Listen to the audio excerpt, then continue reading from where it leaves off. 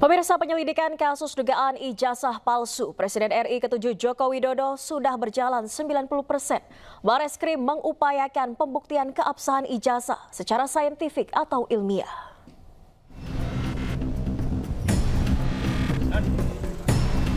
Direktur Tindak Pidana Umum Bareskrim Polri, Brigjen Pol Juhandani Raharjopuro di Mapolresta Solo menyebut penyelidikan dilakukan usai adanya laporan dari Tim Pembela Ulama dan Aktivis atau TPUA yang diketuai oleh Egy Sujana.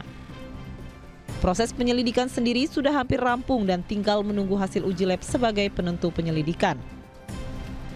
Guna mendalami kasus ini, pihak Bareskrim melakukan pengujian terhadap foto maupun lembaran ijazah.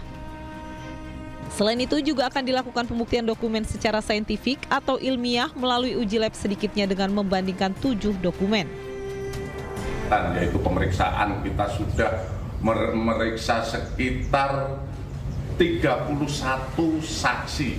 31 saksi itu ada yang dari versi pendumas ataupun teman kuliah, teman SMA dan lain sebagainya yang kami adakan klarifikasi.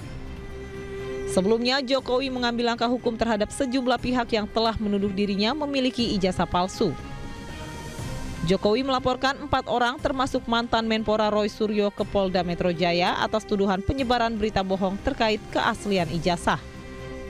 Dari Solo, Septiantoro iNews melaporkan. Pemirsa, Pengadilan Negeri Solo menggelar sidang mediasi kedua terkait perbuatan melawan hukum soal dugaan ijazah palsu Presiden ke-7 Republik Indonesia Joko Widodo. Mediasi kedua berakhir deadlock atau tanpa kesepakatan. Alasan nggak datang ke sidang hari ini seperti apa? Semuanya sudah kita berikan kuasa kepada tim kuasa hukum, baik untuk mediasi maupun untuk urusan gugatan perkara. Artinya siap untuk menuju sidang pembuktian ya Pak? Siap untuk melanjutkan sidangnya? Itulah yang disampaikan Presiden ke-7 RI Joko Widodo terkait ketidakhadirannya di Pengadilan Negeri Solo soal dugaan ijazah palsu. Sebelumnya, hasil mediasi terkait perbuatan melawan hukum soal dugaan ijazah palsu Joko Widodo di Pengadilan Negeri Solo pada Rabu siang berakhir deadlock atau tanpa kesepakatan. Kuasa hukum Jokowi mengatakan pihak penggugat masih mengajukan yang sama agar Jokowi selaku tergugat 1 menunjukkan ijazah aslinya di publik. Hal ini ditolak oleh pihak tergugat 1. Dalam mediasi kedua ini, Jokowi tidak hadir meski telah diundang oleh mediator untuk hadir secara langsung sebagai prinsipal.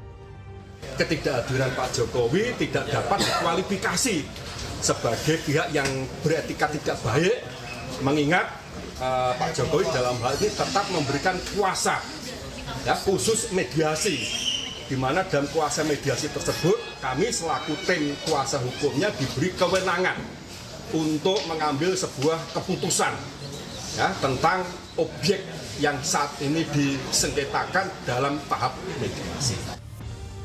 Dalam perkara ini, pihak Jokowi ingin perkara tetap lanjut sehingga diharapkan pihak penggugat dapat membuktikan di manakah ijazah palsu Jokowi yang tengah dipersoalkan. Dari Solo, Jawa Tengah, Septiantoro iNews melaporkan.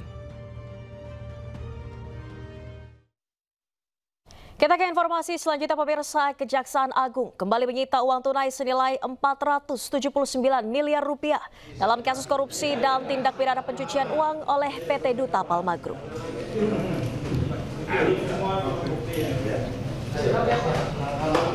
Tumpukan uang pecahan Rp100.000 dengan total nilai sebesar Rp479.179.148 disita penyidik Kejaksaan Agung terkait kasus korupsi dan tindak pidana pencucian uang dalam kegiatan usaha perkebunan sawit PT Duta Palma Group.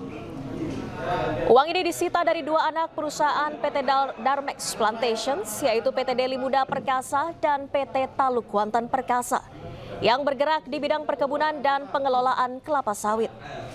Mulanya 2 perusahaan ini akan mengirimkan uang yang diduga sebagai hasil kejahatan perkara korupsi ke Hong Kong melalui jasa perbankan.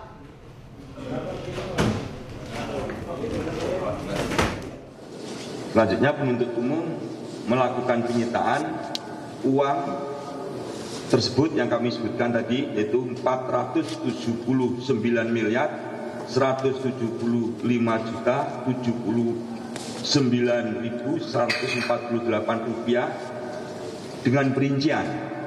Yang pertama, uang sebesar 376.138.264.001 rupiah disita dari PT Deling Muda Perkasa.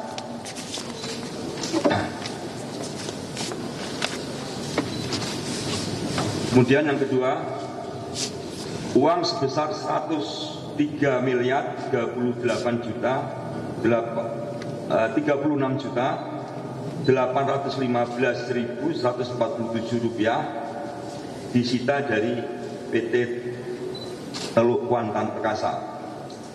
Bahwa perkara atas nama terdakwa korporasi PT Darmek Transition telah dilimpahkan ke Pengadilan Tindak Pidana Korupsi pada Pengadilan Negeri Jakarta Pusat bersama-sama dengan terdakwa korupsi lainnya atas nama PT Aset Pasifik, PT Palma 1, PT Banyu Bening Utama, PT Kencana Amal Tani, PT Panca Agro Lestari, dan PT Sebrida Subur pada tanggal 10 April 2025. Dan saat ini perkara tersebut masih dalam proses persidangan di Pengadilan Tipikor.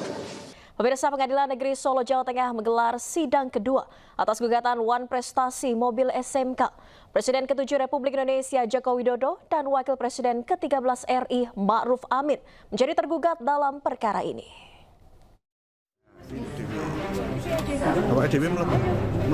Yang lain dulu, biar masuk dulu. Pengadilan Negeri Solo kembali menggelar sidang atas gugatan Wan Prestasi Mobil SMK Kamis pagi. Sidang kali ini merupakan sidang kedua setelah sebelumnya batal digelar pada 24 April lalu karena ketidakhadiran salah satu pihak tergugat.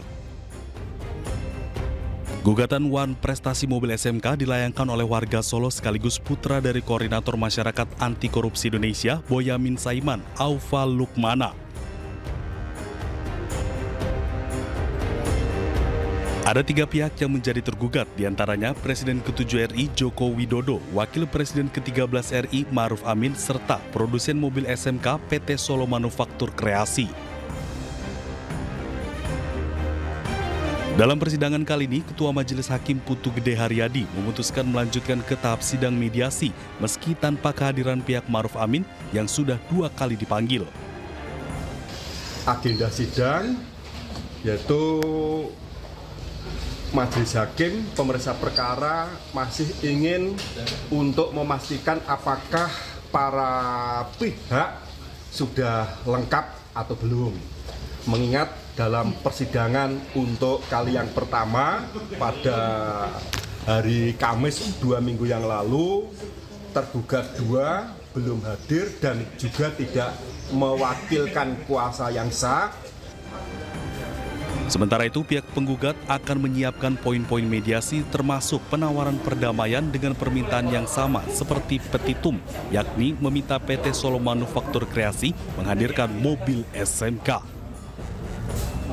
Terkait dengan kebijakan yang sudah diungkapkan sebelumnya terkait dengan janji atau ungkapan dari Pak Jokowi sebagai presiden waktu itu dan Pak Ma'ruf Amin sebagai wakil presiden waktu itu yang ingin menjanjikan bahwasanya SMK ini akan dijadikan sebagai produk nasional dan akan diproduksi secara massal. Dalam perkara ini, penggugat meminta produsen menghadirkan mobil SMK agar masyarakat bisa melihat langsung kondisi mobil yang sebelumnya dijanjikan akan menjadi produk nasional. Dari Solo, Jawa Tengah, Stepiantoro, iNews melaporkan.